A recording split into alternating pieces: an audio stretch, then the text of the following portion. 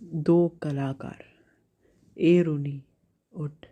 रूनी अरुणा के लिए कहते हुए चादर खींचकर चित्रा ने सोते हुए अरुणा को झकझोर कर उठा दिया। अरे क्या है?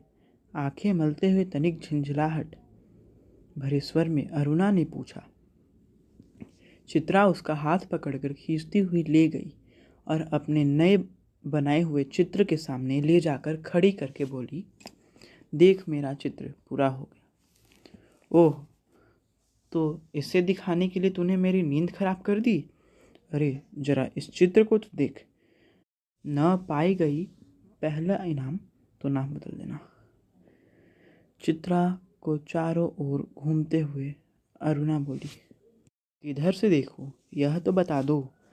1000 बार तुझसे कहा है जिसका चित्र बनाए उसका नाम लिख दिया कर, जिससे गलत फहमी ना हुआ करे, वरना तू बनाए हाथी और हम समझे उल्लू।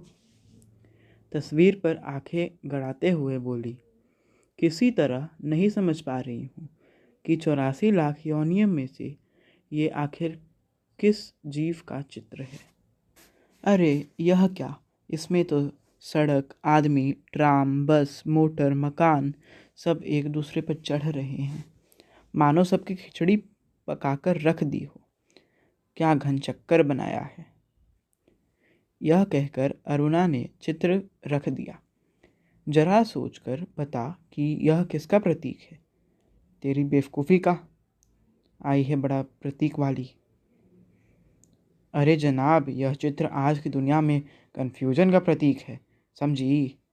मुझे तेरे दिमाग का कन्फ्यूज़न का प्रतीक नज़र आ रहा है, बिना मतलब ज़िंदगी खराब कर रही है। और अरुणा मुंह धोने के लिए बाहर चली गई।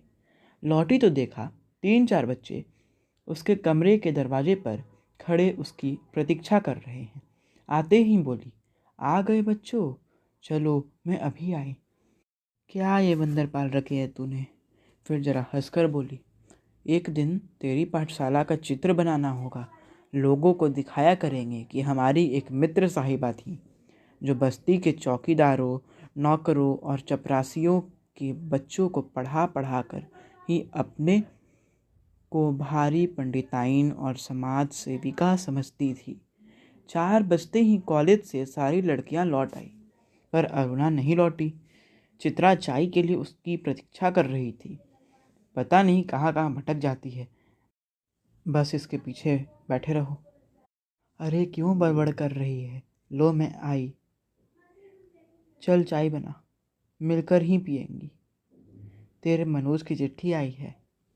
अरुणा लिफाफा फाड़कर पढ़ने लगी। जब उसका पत्र समाप्त हो गया तो चाय पीते पीते बोली, आज पिताजी भी पत्र भेजे। लिखा है, जैसे ही यहाँ कोर्स समाप्त हो जाए मैं विदेश जा सकती हूँ। मैं तो जानती थी पिताजी कभी मना नहीं करेंगे। हाँ भाई, धनी पिता की इकलौती बेटी ठहरी। तेरी इच्छा कभी टाली जा सकती है, पर सच कहती हूँ, मुझे तो तेरी सारी कला इतनी निरर्थक लगती है, इतनी बेमतलबी लगती है कि बता नहीं सकती। किस काम की ऐसी कला जो आदमी को आदमी न रहने दे? अरुणा आवेश में बोली, तो तू मुझे आदमी नहीं समझती? क्यों? तुझे दुनिया से कोई मतलब नहीं, दूसरों से कोई मतलब नहीं, बस 24 घंटे अपने रंग और तुलिकाओं में डूबी रहती हो। दुनिया में कितनी बड़ी घटना घट जाए, पर यदि उसमें तेरे चित्र के लिए आइडिया नहीं हो तो तेरे लिए वह घटना कोई महत्व नहीं रखती। हर घड़ी, हर जगह और हर चीज़ में तू अपने चित्रों के लिए मॉडल खोजा करती है। कागज़ पर इन निर्जीव चित्रों को बनाने के बजाय 2-4 की ज़िंदगी क्यों नहीं बना देती? तेरे पास सामर्थ्य है, साधन है, वह काम तो तेरे लिए छोड़ दिया। मैं चली जाऊंगी तो जल्दी से सारी दुनिया का कल्याण करने के लिए झंडा लेकर निकल पड़ना। और चित्रा हंस पड़ी। 3 दिन से मूसलाधार वर्षा हो रही थी। रोज अखबारों में बाढ़ की खबरें आती थी। बाढ़ पीड़ितों की दशा बिगड़ती जा रही थी और वर्षा थी कि थमने की नाम नहीं ले रही थी। अरुणा सारा दिन चंदा इकट्ठा करने में व्यस्त रहती। एक दिन आखिर चित्रा ने कह दिया, तेरे इम्तिहान सिर पर आ रहे हैं। इम्तिहान यानी कि परीक्षा। कुछ पढ़ती लिखती नहीं है क्या? सारा दिन बस भटकते रहती है। माता पिता क्या सोचेंगे कि इतना पैसा बेकार ही पानी में बहाया। आज शाम को स्वयं सेवकों का एक दल जा रहा है। प्रिंसिपल से अनुमति ले ली है। मैं भी उनके साथ ही जा रही हूँ। चित्रा की बात को बिना सुने उसने कहा। शाम में अरुणा चली गई। 15 दिन बाद वह लौटी तो उसकी हालत काफ़ी खास्ता हो रही थी। खास्ता यानी कि खराब। सूरत ऐसी निकल आई थी मानो 6 महीने से बीमार हो। चित्रा उस समय गुरुदेव के पास गई हुई थी। अरुणा नहा धोकर खा पीकर लेटने लगी। तभी उसकी नज़र चित्रा के नई चित्रों की ओर गई। 3 चित्र बना रखे थे। तीनों बाढ़ के चित्र थे। जो दृश्य वह अपने आंखों से देख कर आ रही थी वैसे ही दृश्य यहाँ भी अंकित थे। उसका मन जाने कैसा कैसा हो गया। शाम को चित्रा लौटी तो अरुणा को देखकर बड़ी प्रसन्न हुई। क्यों चित्रा, तेरा जाने का तय हो गया? हाँ, अगले बुध को मैं घर जाऊंगी और बस 1 सप्ताह बाद हिंदुस्तान की सीमा के बाहर पहुंच जाऊंगी। उल्लास हर्ष उसके स्वर में झलक पड़ रहा था। सच कह रही हूँ, तू चली जाएगी चित्रा? 6 साल से साथ रहते रहते यह बात तो मैं भूल ही गई कि हमें कभी अलग भी होना पड़ेगा। तू चली जाएगी तो मैं कैसे रहूंगी? उदासी भरे स्वर में अरुणा ने पूछा। लगा जैसे स्वयं ही पूछ रहे हो। कितने स्नेह थे दोनों में। सारा हॉस्टल उनकी मित्रता को ईर्ष्या की दृष्टि से देखता था। आज चित्रा को जाना था। अरुणा सवेरे से ही उसका सारा सामान ठीक कर रही थी। एक एक करके चित्रा सबसे मिल आई। बस गुरुजी से मिलना रह गया था, सो उनका आशीर्वाद लेने चल पड़ी। 3 बज गए थे पर वह लौटी नहीं। 5 बजे की गाड़ी से वह जाने वाली थी। अरुणा ने सोचा वह खुद जाकर देख आए कि आखिर बात क्या हो गई। तभी बड़बड़ाती सी चित्रा ने प्रवेश किया। बड़ी देर हो गई ना? अरे क्या करूँ, बस कुछ ऐसा हो गया कि रुकना ही पड़ा। आखिर क्या हो गया ऐसा जो रुकना ही पड़ा? सुनूं तो? 2-3 कंठ एक साथ बोले। गर्ग स्टोर के सामने पेड़ के नीचे अक्सर एक भिखारिन बैठा रहा करती थी। लौटी तो देखा कि वह मरी पड़ी है और उसके दोनों बच्चे उसके सूखे शरीर से चिपक कर बुरी तरह से रो रहे हैं।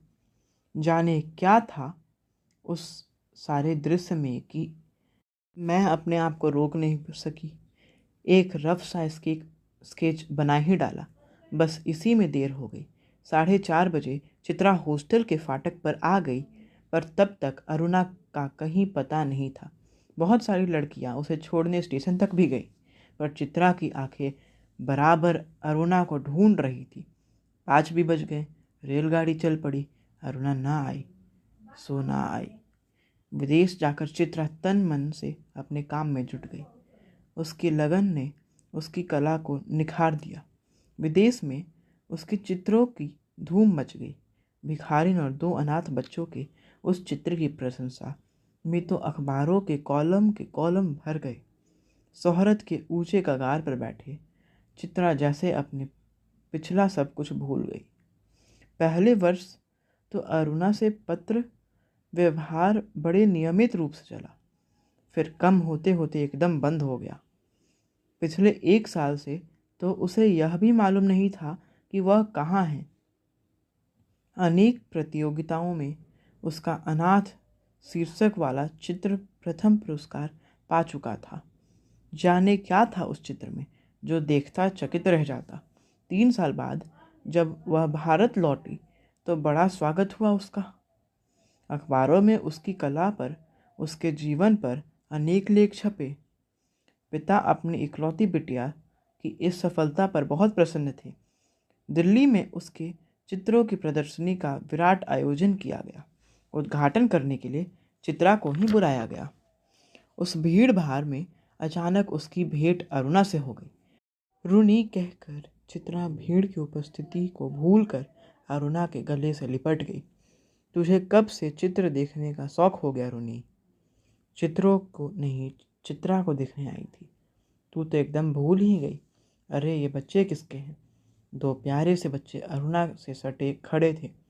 लड़के की उम्र 10 साल की होगी तो लड़की का कोई 8। मेरे बच्चे हैं और किसके? ये तुम्हारी चित्रा मौसी है, नमस्ते करो अपनी मौसी को, अरुणा ने आदेश दिया। बच्चे ने बड़े आदर से नमस्ते किया, पर चित्रा अवाक होकर कभी बच्चों को देखती और कभी अरुणा का मुंह देख रही थी। तभी अरुणा ने टोका, कैसी मौसी हो, प्यार तो कर। और चित्रा ने दोनों के सर पर हाथ फेरा, प्यार किया।